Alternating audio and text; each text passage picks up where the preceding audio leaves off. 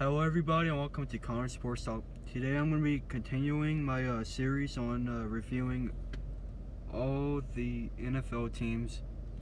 So I haven't been doing this series very often, mostly because I've been distracted by other sports news and I'm also in school and I've been working a little bit. So I'm going to be trying to do all the NFL teams before the season starts, really. So when I made the season predictions before, so based off the win-loss is based off of the before the preseason started. By the end of week 3 in the preseason, I'm going to be making new predictions. So look out for that, I guess. But the win-loss isn't really updated. So the teams after week 3, they're going to be really updated. But generally, I can assume that the win-loss won't be affected too much. By the way, the win-loss is very mathematically correct. Look in the description. I'm going to show there's going to be game-by-game analysis of win-loss. So if you guys were interested in that, look which teams I think the Houston Texans are gonna win or lose. So with that, let's get it started. As usual, I'm gonna start with the quarterback. So I can assume Deshaun Watson is gonna start. Is he gonna start by week 1? Probably not. I mean, actually, yeah, maybe. Considering that there's been a lot of reports that they really like Deshaun Watson. I start off by saying I'm not the biggest fan of him, but he kind of grew on me. But I don't know. I still don't think he's like a franchise quarterback or anything.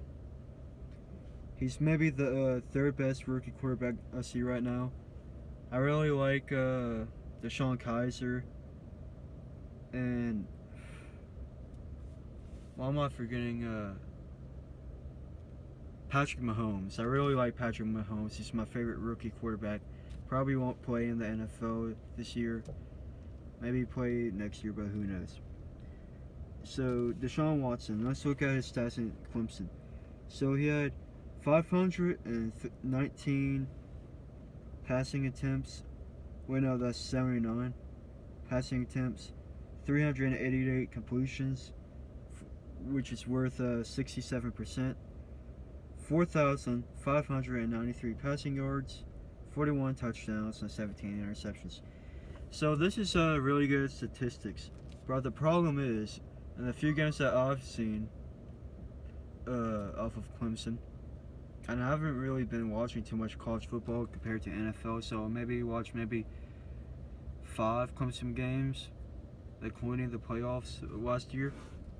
But the games that I did see, he made some inaccurate throws in which a NFL quarterback should be able to make. And I don't know how to feel about that.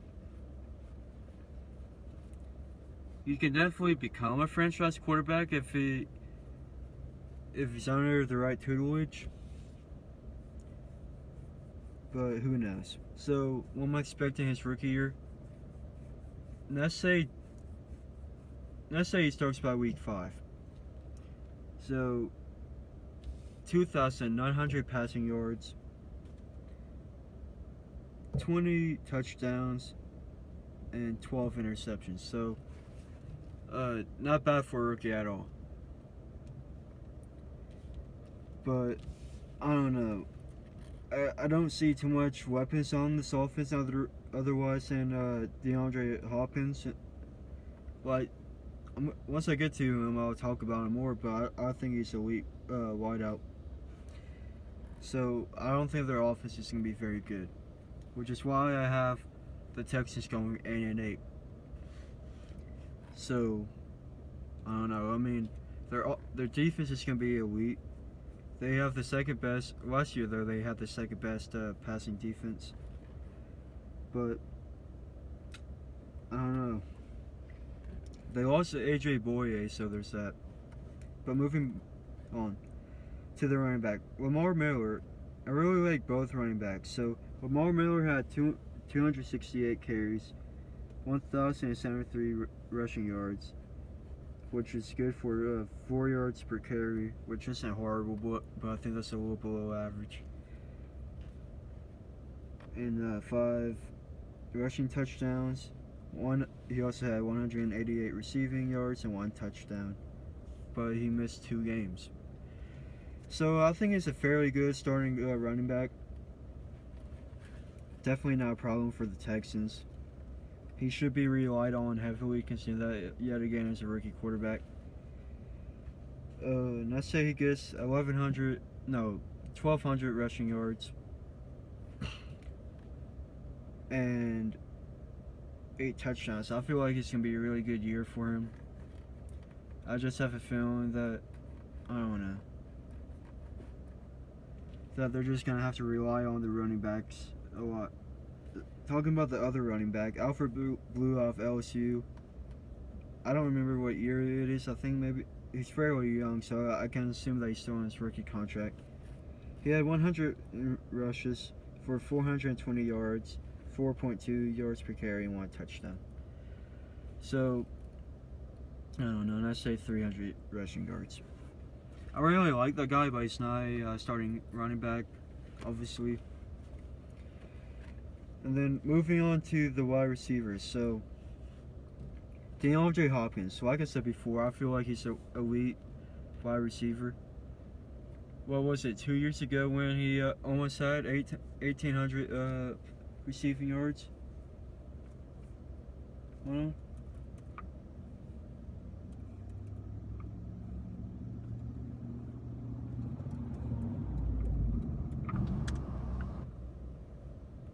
no, in 2015 he had 1,500 receiving yards, which is still very elite. Nobody in the NFL reached 1,500 this year, so he's just a really good wideout. But this year he had 954 receiving yards and 4 touchdowns, which is saying a good bit considering what quarterbacks he's been playing with his whole career, basically. And he's going to be playing with a rookie quarterback most likely. So let's say he gets 1,200 receiving yards and 8 touchdowns. I really like the guy. Yeah, he had a bad season this year in his standards, but he has enough talent to rebound. And I feel like Deshaun Watson's just going to pass to him a lot because, again, he's elite wideout, and I honestly don't feel like third wideouts are that great other than him. But Will Fuller, I kind of like this guy, even though I said the other wideouts aren't that great. I feel like he's a good number 3, a okay number 2 wideout. In 2016, he had 635 yards and 2 touchdowns. What do I think I'm going to have that he will have next year? Well, let's say, well, last year was his rookie year, so let's say 800 receiving yards and 5 touchdowns. And then CJ Fedorowicz, the tight end, he had 559 receiving yards and 4 touchdowns. I can expect him to have a little under than that. Let's say 450 and 5 touchdowns. Now let's move on to the defense. So their defense is really great. It was great last year. It was let's see. It was 12th in rushing defense and 2nd in passing D. They were also 8th in rushing offense and 29th in passing. So that just kind of points out the lack of passing options Watson may have, other than DeAndre Hopkins. But again, Will Fuller should improve. He had a fairly decent rookie season. So there's that. So J.J. Watt was injured last year. I believe he played 3 games. I didn't bother looking at his stats honestly because he played that little. But let's say he gets 14 sacks this year. Yeah, that's kind of low for JJ, but he's coming off a pretty serious injury. But he's still an elite player. Wouldn't be amazed if he reaches 20 and gets like defensive MVP. Moving on to the ones first overall draft pick, Javadian Clowney. Sorry, I can't pronounce his first name correctly. He had six sacks last year and 40 tackles. The thing that I like about him, he's a very good run attacker too. And he had 6 sacks, but he's kind of coming into his own. Like he almost looked like a bust, somewhat like semi-bust. But he's been playing fairly well, especially in the run, like I said before. And I'd say he gets 8.5 sacks next year. And then McKinley, he had 5 sacks last year. And I'd say he gets 5 sacks again.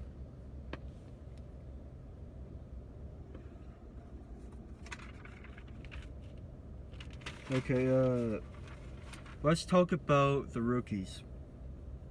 So, obviously, I already talked about Deshaun Watson. Let's ignore him because I already talked to him about him. Let's move on to Zach Cunningham out of Vanderbilt. He had 125 tackles and 2 forced fumbles. And by the way, he's a middle linebacker. So, I honestly kind of wanted the Saints to pick him up.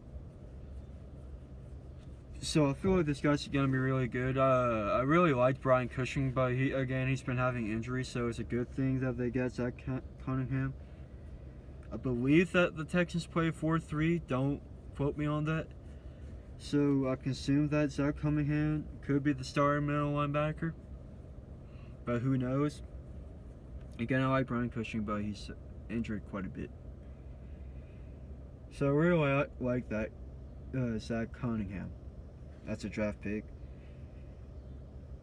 And then I really like this guy too, the 3rd round draft pick out of Texas, Dante Foreman, or it's like a D apostrophe Ante, however you pronounce that, I don't know, Dante or something. So he had 325 rushes for 2,028 yards, which is 6.3 yards per carry. He had 15 touchdowns. He also had 75 receiving yards. So I really like this guy. He should be the number 2 running back. Assumably, yeah, I like Alfred Blue, but who knows? And if this still wasn't like any other draft, he probably would have been drafted in the 2nd round. But the fact is, like, the running backs were so deep this year, he was drafted in the 3rd. But yeah, like I said before, I really like this draft pick. He has plenty of potential. Can be the number 1 draft running back eventually, say 3 years from now. But yeah. So like I said before, I believe that the Texans are going to be going 8-8. I feel like they're going to go through some growing pains on offense, mostly due to the fact they're having a rookie lead the offense. So there's that. They have plenty of talent, but can they build on it? Can they get to the playoffs and actually win a series?